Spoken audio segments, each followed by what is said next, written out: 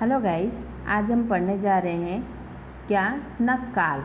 काल क्या होता है ने कार्य के समय कार्य की पूर्णता या अपूर्णता का बोध कराने के लिए क्रिया में होने वाले परिवर्तन को काल कहते हैं। हमारे यहाँ सब जगह, सिर्फ हमारे यहाँ नहीं, हम बोलते हैं क्या न समय तो चल रहा है लेकिन समय के साथ कुछ कार्य हम कर रहे हैं।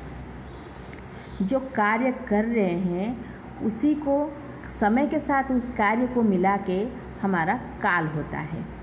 जैसे कि टाइम के साथ वर्क मिलने से हमें क्या मिलता है, टेंस मिलता है।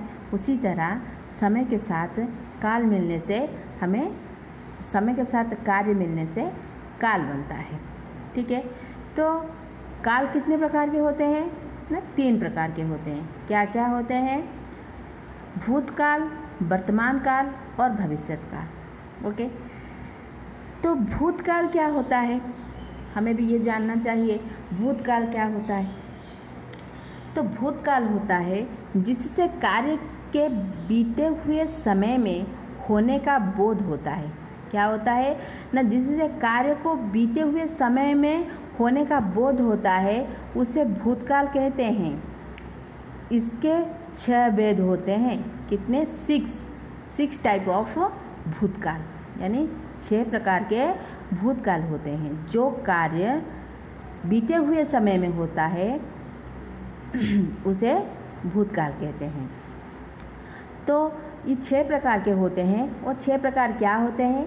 सामान्य भूतकाल, आसन्न भूतकाल, पूर्ण भूतकाल, अपूर्ण भूतकाल, संदिग्ध भूतकाल, हेतु मध्य भूतकाल। ओके, सामान्य भूतकाल क्या होता है ना? सामान्य भूतकाल, इससे बीते हुए समय का तो बोध होता है पर विशेष समय का बोध नहीं होता है। यानी बीते हुए समय, इस जो कार्य, सामान्य भूतकाल में जो कार्य होता है, क्या होता है? बीते हुए समय का तो बोध होता है, यानी क्या बीता है इसका तो बोध होता है, क्या हुआ है ये बोध होता है, कुछ हुआ है, लेकिन पर विशेष समय का बोध नहीं होता। कौन से समय में हुआ है ये हमें बोध नहीं है। हमें बोध यानी हमें पता नहीं है कि कौन से समय हुआ है, वो कार्य हुआ है, लेकिन क्या कब हुआ है, क्या हुआ है हमें मालूम है, कुछ भी तो हुआ है हमें मालूम है, लेकिन कब हुआ है ये हमें मालूम नहीं है। पर शेष समय का बोध नहीं है, विशेष समय का बोध नहीं है। तो क्या है एग्जाम्पल? जैसे कि हमारे मैंने लिखा, मैं लिखा था, लिख चुका हूँ, वो ख़त्म हुआ है, लेकिन कब लिखा किसी को मालूम नहीं। मुझे पता है मैं कब लिखा था, लेकिन मुझे याद ही नहीं है मैं कब लिखा। मैंने लिखा, हमने लिखा, मैं गया, हम गए, तू गई, वो गई। यानी इसमें देखो एक क्या होता है ना, हर जगह में लिखा है यानी गया है, गई है, यानी उसके बाद है का उच्चारण नहीं होता है। ओके, मैंने लिखा, मैंने सिर्फ लिखा है। कब लिखा, मुझे इसमें जो सेंटेंस में हमें ये मालूम पड़े कि वो कार्य हुआ है लेकिन उसका सही समय हमें मालूम नहीं है, उसे सामान्य भूतकाल कहते हैं।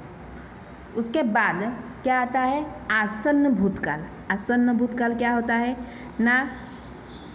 इससे पता चलता है कि कार्य भूतकाल में आरंभ हुआ है, कुछ समय पहले समाप्त हो गया है। यानी आसन्न भूतकाल से क्या होता है? पता चलता है कि कार्य भूतकाल में आरंभ हुआ था, यानी भूतकाल में यानी अतीत में वो कार्य आरंभ हुआ था और कुछ समय पहले ख़त्म हुआ है। उसने रोटी खाई, वो रोटी खाना शुरू किया था, वो अतीत में वो रोटी खाना शुरू किया था, उसके बाद रोटी खाने के बाद ख़त्म हो गई है, यानी वो खाना खा चुकी है, तो उसने रोटी खाई।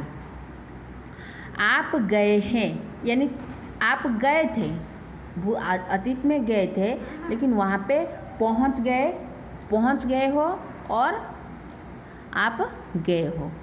गोपाल ने केले खाए हैं। गोपाल केला खाया था, वो केला खाना शुरू किया था, पहले से शुरू किया था, लेकिन अभी उसका ख़त्म भी हो चुका है, यानी वर्तमान तक वो नहीं है, ख़त्म हो चुका है, पहले से ख़त्म हो चुका है। हम दौड़ी हैं, यानी हम दौड़ते थे, अभी हमारा दौड़ना ख़त्म हो गया है, अभी के साथ उसका कोई संबंध नहीं है, यानी वो ख़त्म हो जो काम ख़त्म हो चुका है, पहले से वो काम ख़त्म हो चुका है। जब ये बात मैं बोल रही हूँ तब वो काम ख़त्म हो चुका है, तो उसको कहते हैं आसन्न भूतकाल। उसके बाद क्या आता है? पूर्ण भूतकाल। इसमें इसकी नाम से ही पता चलता है पूर्ण भूतकाल, यानी पूर्ण भाव से ये भूतकाल में वो कार्य हो चुका है। इससे पता चलता है कि कार्य बहुत पहले समाप्त हो चुका है, पूर्ण भूतकाल में कार्य समाप्त हो चुका है। मैंने केला खाया था, क्या हुआ? मैंने केला खाया था, लेकिन केला खाया था